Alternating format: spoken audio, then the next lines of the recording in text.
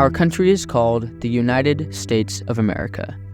It was built on the premise of one nation under God, indivisible, with liberty and justice for all.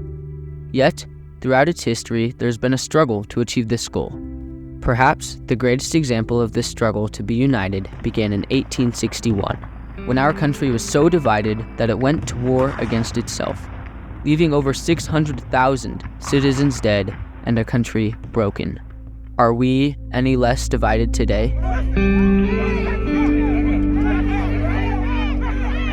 Experts alongside the general public have agreed that polarization is one of the biggest problems facing our country today. I think we'll all agree that one of the foremost problems we have in our nation now is this unfortunate polarization and simplistic ways of viewing the labels and the party affiliations of others. Now in a period of extreme political polarization.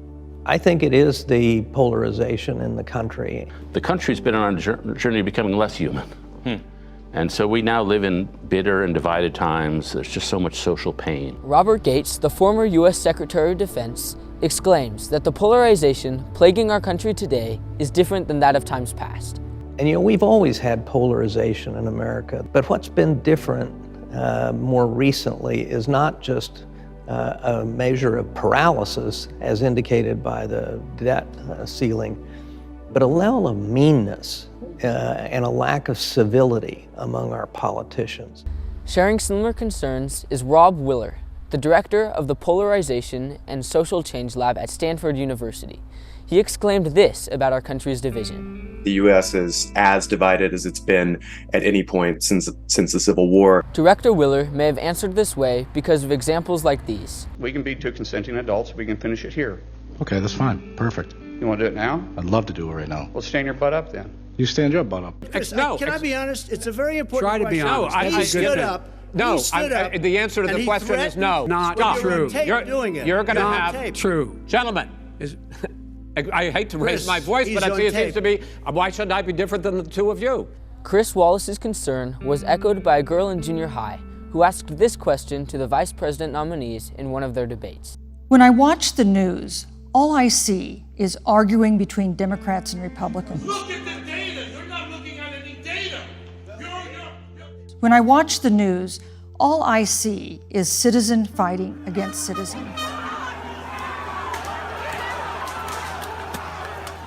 When I watch the news, all I see are two candidates from opposing parties trying to tear each other down. If our leaders can't get along, how are the citizens supposed to get along?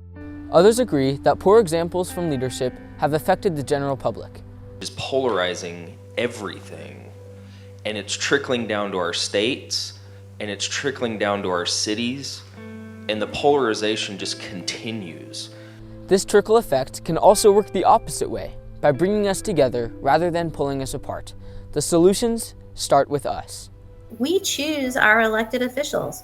We have the power to pay attention to who is running for office and to choose those people, select those people who are willing to and understand the need to compromise in a democratic system. The solutions happen at the local level.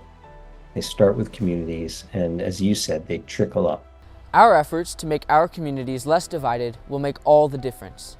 Join groups, get involved in your community. You start with your block, you then move to the neighborhood, then you move to the community, the county, the state, the nation, the world. The biggest change I want to see in America in the next 20 years is for we the people to be more willing to work with others who are different from us so that we can create a better America for all of us. That's where I think we need to start, where we live, where we work, building community and trust. I think that the more we can connect, empathize with one another, the more we can work together to find common solutions. In this coming year of election, may we, as the people of America, encourage respectful dialogue, productive conversation, and a greater willingness to understand the differing opinions of others. It is my hope that we can be not only the United States of America, but choose to be also the united people of America. Not that we need to think alike or believe the same things, but that we will be mature enough, respectful enough, and empathic enough to build bridges of understanding, so that we can create and find solutions to the critical problems that our country is facing today. But at the end of the day, it's not personal. We're both Americans. We both want the same things at the end of the day for this country. We just have a little different way of getting there.